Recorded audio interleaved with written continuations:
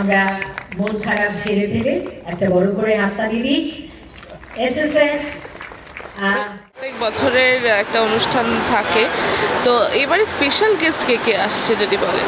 ওস্তাদ আমজাদ আলী খান সাহেব উইথ পণ্ডিত স্বপন চৌধুরী 40 বছর বাদে কলকাতা আবার শুনতে পাবেন। এছাড়া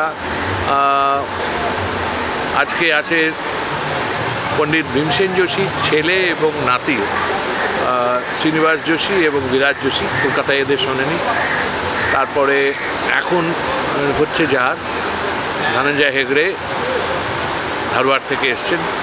এরপরে পণ্ডিত দেবাশিস ভট্টাচার্য শরৎ আছে, পণ্ডিত সাজন মিশ্রা, সারাংশ মিশ্র উইথ পণ্ডিত কুমার বোস আছে। কালকে ওস্তাদ আমজাদ আলী খান সাহেব, ওটা তো আছেই। তার আগে গুন্ডেচা ব্রাদার্স আছে।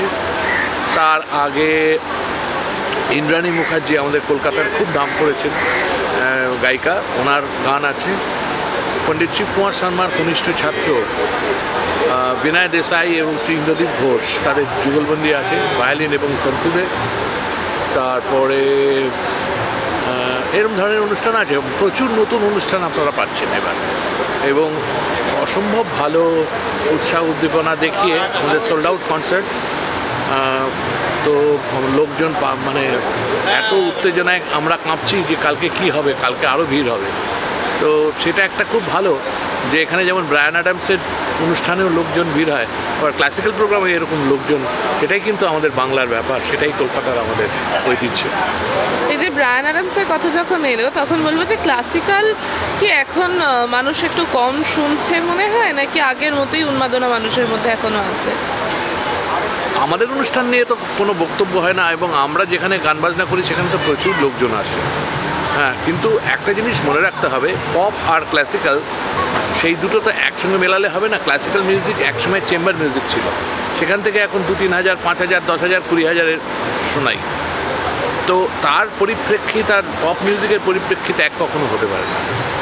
তো সেই হিসাবে ক্লাসিক্যাল মিউজিক প্রচুর হচ্ছে, এখন প্রচুর গান বাজনা হচ্ছে। তবে হ্যাঁ, আমাদের এসএসএফটা একটা অন্যরকম জায়গা নিয়েছে। আমাদের প্রেজেন্টেশন, আমাদের পাবলিসিটি, আমাদের যেভাবে যে আঙ্গিকে পরিবেশন করা হয় তার জন্য একটা অন্য জায়গা পেয়েছে, এবং সেটাই ইন্সপায়ার করছে মানুষকে। এত লোকজন তারা শুনতে আসছেন, দেখতে আসছেন, এটুকুই বলা। দুদিন ব্যাপী এই যে অনুষ্ঠান, দর্শকদের এত ভালো সাড়া পেয়ে কেমন লাগছে? খুবই ভালো লাগছে, একটা বড় দায়িত্ব। আর মুশকিল হচ্ছে যে এত বড় অনুষ্ঠান ওয়েস্ট বেঙ্গলে করা খুব মুশকিল, অর্থ একটা বড় ব্যাপার, কিন্তু তবুও সবার ভালোবাসায় আমরা এটা করতে পারছি, এবং দায়িত্ব আরও বেড়ে যাচ্ছে। কখনো কখনো মনে হয় যে সবসময় লোকজনের এক্সপেকটেশন থাকে এর থেকেও আরও বড়, এর থেকেও আরও বড়, সেটা তো সবসময় সম্ভব হয় না, কিন্তু আমরা এখনও চেষ্টা চালিয়ে যাচ্ছি। যেমন এইখানে এমন এমন অনুষ্ঠানের এমন এমন শিল্পীরা এসছেন, তারা নেই আমাদের সত্যিকারের। সেই পণ্ডিত শিবকুমার শর্মা নেই, ওস্তাদ রাশিদ খান নেই, পণ্ডিত যশরাজ নেই, পণ্ডিত বিরজু মহারাজ নেই, কত শিল্পীকে আমরা হারিয়েছি। ওস্তাদ আশিস খান, যিনি আমার খলিফা, উনি চলে গেলেন কিছুদিন আগে। আমরা কালকে ওনাকে ডেডিকেট করে আমাদের অনুষ্ঠান হচ্ছে। তো যারা আছেন, তাদের শ্রেষ্ঠ যারা আছেন তাদেরকে নিয়ে আমাদের অনুষ্ঠান হচ্ছে।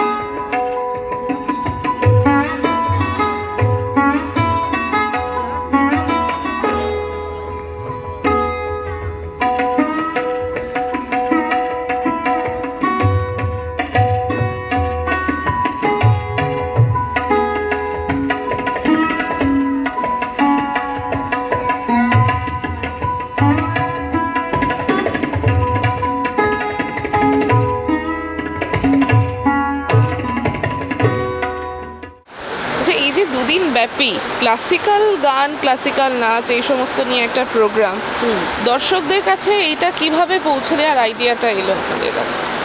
এটা আমাদের বেশ কয়েক বছর আগের কথা বলছি। 2010 থেকে আসলে আমাদের একটা এরকম একটা অর্গানাইজেশন শ্রীরঞ্জনী তো ছোটোই, তখন ছোট আকারে ছিল, কিন্তু দিনে দিনে সমস্ত কিছু গান বাজনার পরিবর্তনটাও দেখতে পাচ্ছি চোখের সামনে। মানে being we are the classical musician, তো আমরা দেখতে পাচ্ছি যে দর্শকদেরকে কাছে যাতে নাকি ক্লাসিক্যাল মিউজিককে পৌঁছে দিতে পারি, সেই কারণেই আমাদের একটা ভাবনা হলো যে আরও সুন্দর মোড়কে, জিনিস তো একটা রাগের প্রেজেন্টেশন তো একই রকম হয়, কিন্তু তাকে কিভাবে একজন আর্টিস্ট মানে প্রেজেন্ট করছে সেটা দর্শক কিভাবে নিচ্ছে তার উপর কিন্তু নির্ভর করে যে তার পপুলারিটি কীরকম হচ্ছে, সে কীরকমভাবে স্টেজ প্রেজেন্টেশনটা তার কীরকম। তো সেক্ষেত্রে আমাদের ভাবনা যে আমাদের ছেলেমেয়েরা বাচ্চারাও শিখতে আসছে, যে তাদের কাছে এটাতে পৌঁছে দেওয়ার জন্য এটা আমাদের একটা ভাবনা ছিল। কিন্তু করতে করতে দিনে দিনে আমরাও নিজেরাও পরিবর্তন নিজেদেরকে করে ফেলছি। তো এইভাবেই আমরা কিন্তু এগিয়ে চলেছি। জানি না যে কতটা আমরা পৌঁছতে পেরেছি দর্শকের কাছে। এই 2 দিন ধরে প্রোগ্রাম চলছে, তো দর্শকদের কতটা সাড়া পেলেন? অর্গানাইজার হিসেবে কি মনে হচ্ছে? প্রথমে বলি, আমরা অর্গানাইজার মানে কথাটা শুনতে একটু খারাপ লাগে আমাদের কাছে, কারণ আমরাও আর্টিস্ট, আমরাও প্রেজেন্ট করি, কিন্তু অ্যাট দ্য সেম টাইম আমরা যে জিনিসগুলো অনেক সময় আমরা দেখেছি প্রোগ্রাম করতে গিয়ে যেটা পাই না, সেটা মনে হয় যে একটা আর্টিস্ট কিন্তু ডিমান্ড করে। সেটা একটা বড় ব্যাপার যে একজন মিউজিশিয়ান যখন সে প্রেজেন্ট করছে, তখন সে যখন অন্য জায়গায় যাচ্ছে, তার কি মনে হয়েছে যে খামতিগুলো আছে, আমি চেষ্টা করি একজন আর্টিস্টকে আমি কতটা কি দিতে পারি। তো এই ভাবনা নিয়ে আমরা করি। মনে হয় দর্শকদের ভালো লাগে, যে না হলে তারা এরকম ঘুরে ঘুরে বারে বারে আসে কেন। এরকম অনেকেই আছে সারা ভারতবর্ষ থেকেও আমরা তো এরকম সাড়া পাই। আবার বিদেশের কাছেও আমাদের একটা বার্তা আমরা দিতে পেরেছি যে এইভাবেও কিন্তু প্রেজেন্ট করা যায়। তো সেটা একজন আর্টিস্ট তো সবসময় চাইবে যে আমি যত লোকের সামনে গাইতে পারবো বা বাজাতে পারবো, সেটা তার একটা কিন্তু অন্যরকম ইন্সপিরেশন। এবং তার তখন রেওয়াজ করার মাঝখানে তো মানে পেছনে তো আছে মানে পরিশ্রম ছাড়া তো এটা হয় না। তো ইনোভেটিভ কাজ করতে সবারই ভালো লাগে, আমাদেরও তাই ভালো লাগে, আমরাও করছি। ফ্যামিলির সবাই আমরা যেহেতু একই জায়গায় আছি, একই মানে সুতোতে বাঁধা, আমাদের ভাবনার কল্পনাটাও আমার একরকম ভাবনা, বা আমার হাজব্যান্ড, আমার ছেলে, সে আবার ভাবছে হয়তো এটাকে আবার এরমভাবে করি। তো সুতরাং এইভাবেই তো জেনারেশন ওয়াইজ তো এটা বদল হয়। তো এই মানে দর্শকদের মাঝে কি ইন্ডিয়ান যে কালচার, আমাদের যে ক্লাসিক্যাল মিউজিক, এটার বদলে কি এখন ওয়েস্টার্ন মিউজিক বা পপ কালচারটা বেশি এসে গেছে কি মনে হয়? না, বেশি এসে যায়নি, কারণ দর্শকরা ভালো জিনিস শুনতে চায়, ভালো জিনিস তারাও কিন্তু রিলিশ করে। তো কিভাবে আমি করব কাজটা, সেটা হচ্ছে একজন আর্টিস্ট কিভাবে সেটাকে প্রেজেন্ট করছে। মানে ওয়েস্টার্ন কালচারের কিন্তু কখনোই মিলতে পারে না, এইভাবে মেলানো যায় না।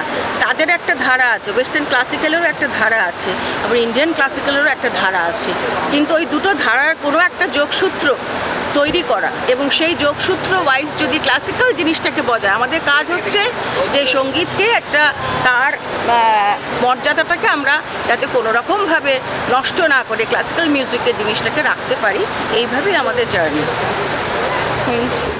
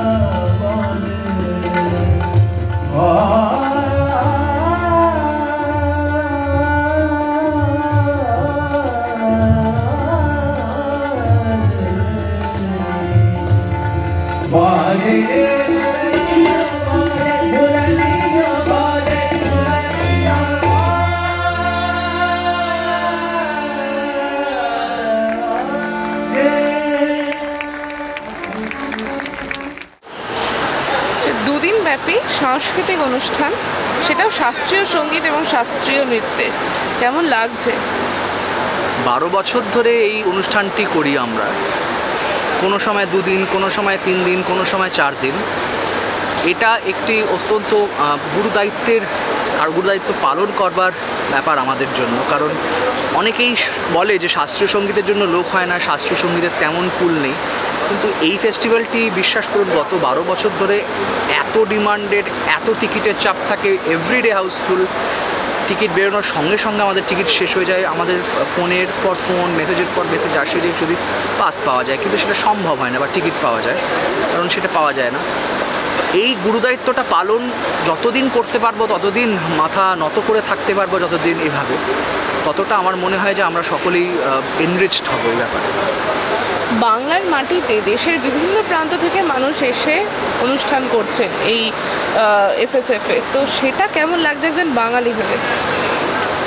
ভারতবর্ষ বা পৃথিবীর বিভিন্ন জায়গায় যখন আমি নিজে আমার অনুষ্ঠানে বাজাতে যাই, সব জায়গা থেকে আমি শুনতে পাই যে এসএসএফ কবে হচ্ছে, বা এসএসএফের কবে এক্স্যাক্ট ডেট, কারা আছে, কি লাইনার, ইতিবৃত্তান্ত।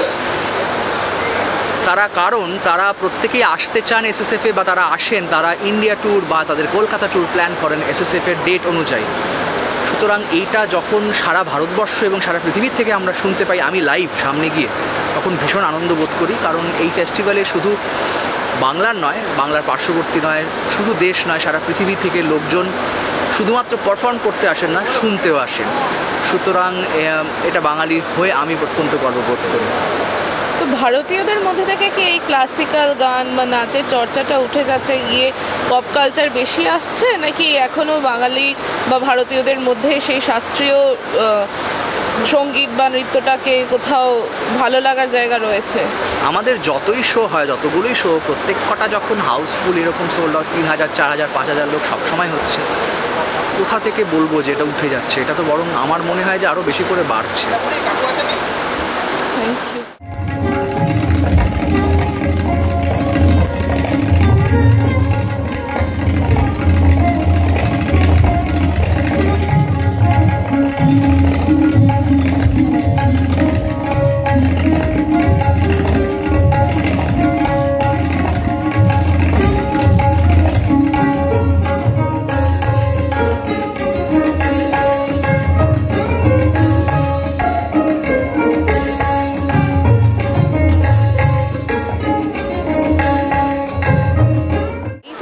ব্যাপী ক্লাসিক্যাল মিউজিক, ইন্ডিয়ান ক্লাসিক্যাল মিউজিকের একটা প্রোগ্রাম, এটা নিয়ে কি বলবো? তোমাকে তো দেখেছি এর সাথে অনেক দিন ধরে যুক্ত, একদম শুরুর থেকেই যুক্ত। সত্যি কথা বলতে কি, এবার তো 2 দিন ব্যাপী, সাধারণত 3 দিন ব্যাপী হয়, এবং এই 3 দিন ব্যাপী অনুষ্ঠানে এত মানুষজন আসে, এত তাদের আগ্রহ, এত তাদের উৎসাহ, এত তারা মিশে যায়। আমার কিন্তু মনে হয় অন্তত যখন আমরা স্বর সম্রাট ফেস্টিভ্যালে আসি, তখন মনে হয় যে এখনও শাস্ত্রীয় সঙ্গীতের প্রতি, রাগ সঙ্গীতের প্রতি মানুষের ভালোবাসা আছে। এবং এরা কিন্তু সকলেই, যে অনেকেই আছেন যারা খুব শিক্ষিত শ্রোতা, আবার অনেকে আছেন সাধারণ শ্রোতা, তাদেরও কিন্তু ভালো লাগা তৈরি হচ্ছে এই গান বাজনা শুনে। ফলে আমার তো মনে হয় যে শাস্ত্রীয় সঙ্গীতের প্রতি আমার শ্রদ্ধা ক্রমশ বাড়ছে, কারণ মানুষজনকে তারা এইভাবে জড়িয়ে রাখতে, মানে শাস্ত্রীয় সঙ্গীতের এই ক্ষমতা আছে মানুষজনকে মানে সঙ্গীতের সঙ্গে জড়িয়ে রাখার। তো আমরা তো দেখি এখন সাধারণতভাবে যে সিনেমা বা সিরিয়াল হয়, সেখানে শাস্ত্রীয় সঙ্গীতের চলটা মানে প্রায় নেই বলেই চলে, অনেকটা কমে গেছে। কিছু কিছু জায়গায় হয়তো খুব ব্যবহার হচ্ছে, কিন্তু এই যে কমে যাওয়াটা, এটার জন্য কি এরকম একটা অনুষ্ঠান দর্শকের মনে আরও ভালো করে এই জায়গাটা আবার ফিরিয়ে আনতে পারে? আমার মনে হয় কি জানো, তুমি যদি মন দিয়ে শোনো সিনেমার গান, সিরিয়ালের ব্যাকগ্রাউন্ড বা সিরিয়ালের টাইটেল সং, যে গানই হোক, প্রথমত তো সেই 7টা স্বর, বা সেই অর্থে যদি মানে তুমি শুদ্ধ কোমল করি সব মেলাও, 12টা স্বরকে নিয়েই হচ্ছে। কিন্তু শাস্ত্রীয় সঙ্গীতের না একটা খুব বলা যেতে পারে একটা ভিত থাকে, সেই ভিতের ওপরেই এই গান বাজনাগুলো তৈরি হয়। মানুষ হয়তো একটা গান শুনছে, সাধারণত তার মনে হতেই পারে যে এটা একটা পপুলার মিউজিক, কিন্তু তার মধ্যে যে শাস্ত্রীয় সঙ্গীতটা নিহিত আছে সেটা কিন্তু তার সাবকনশিয়াসে, তার অবচেতনে কোনো না কোনোভাবে একটা অ্যাসোসিয়েশন তৈরি করছে, একটা মানে একটা টান তৈরি করছে, যে কারণে সে যখন শাস্ত্রীয় সঙ্গীতের অনুষ্ঠান শুনছে তখন ওইটাকে ও কানেক্ট করতে পারছে, এবং এই যে একটা যোগাযোগ হচ্ছে, একটা সংযোগ স্থাপন হচ্ছে, এটা তো শাস্ত্রীয় সঙ্গীতেরই ক্রেডিট আমি বলবো, তাই না? কেননা পুরো ভিতটা তো ওর ওপরেই দাঁড়িয়ে আছে। তারপরে তুমি বাড়ি দোতলা বানাও বা বহুতল বানাও, কিন্তু আসলে কিন্তু ভিতটা শাস্ত্রীয় সঙ্গীতে। এই যে অনেক গুণী মানুষরা আসছেন, মানে শুধুমাত্র বাঙালিরাই নয়, দেশের বহু প্রান্ত থেকে অনেকে এসে বাংলার মাটিতে তারা পারফর্ম করছেন, এটা বাঙালি হিসেবে কেমন লাগে? দারুণ লাগে। আর আমি যেটা সবসময় বলি যে স্বর সম্রাট ফেস্টিভ্যালের যেটা অদ্ভুত গুণ, এমন সব শিল্পীদের নিয়ে আসেন আজকের এই যুগে যখন ইন্টারনেট আমাদের এত যোগাযোগ বাড়িয়ে দিয়েছে, তাও সেই সব শিল্পীদের কিন্তু আমরা সেইভাবে তাদের নাম শুনিনি, তাদের গান শুনিনি বা তাদের নাচ দেখিনি। তো সেই সমস্ত শিল্পীদের খুঁজে খুঁজে বার করে নিয়ে আসা, প্রথিতযশা শিল্পীরা তো আসেনি, কিন্তু সেই সঙ্গে ইয়াং ট্যালেন্ট, এইরকমভাবে প্রতিভাবান এত শিল্পী যে আমাদের দেশে তৈরি হয়েছে জানতেই পারতাম না যদি না স্বর সম্রাট ফেস্টিভ্যালে আসতাম। Thank you.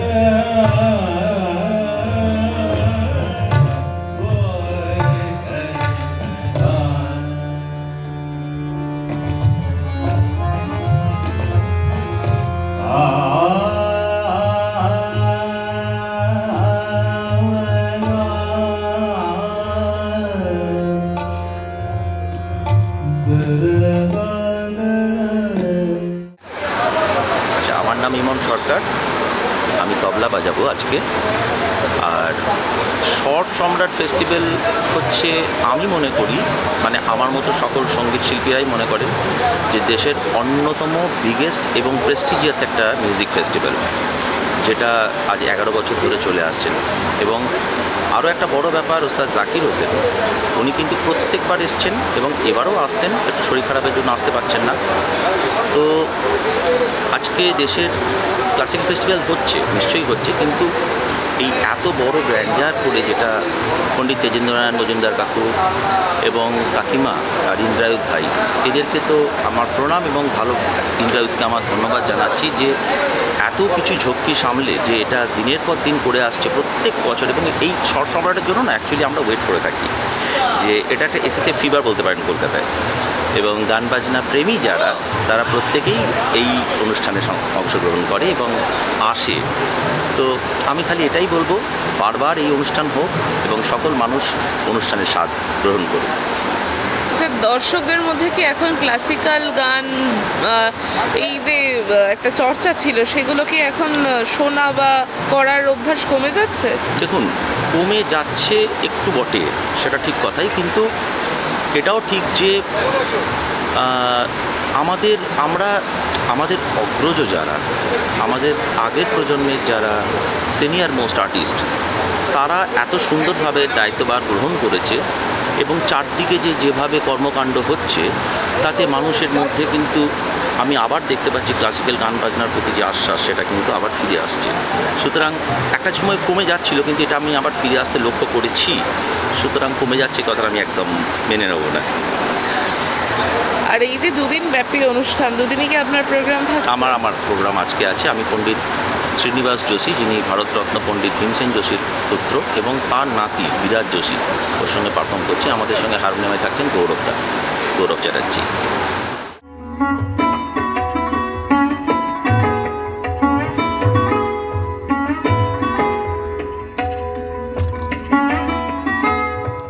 ওটা